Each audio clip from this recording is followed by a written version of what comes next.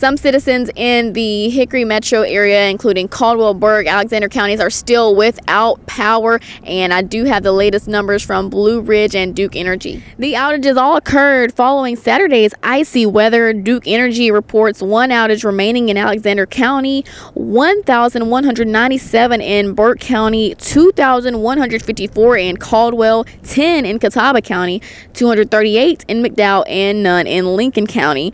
Duke Energy says some customers will remain without power until today. The majority of those are in Caldwell County. All services should be restored no later than 5 p.m. today.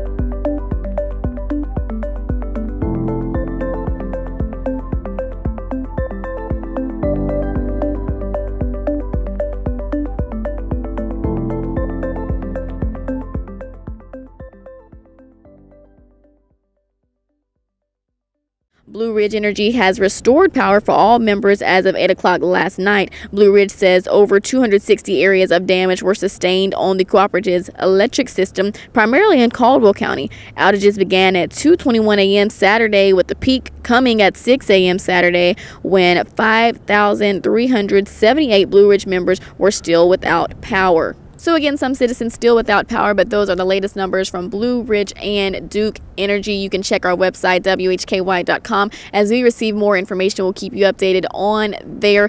Reporting for WHKY News, I'm Fentress Fountain.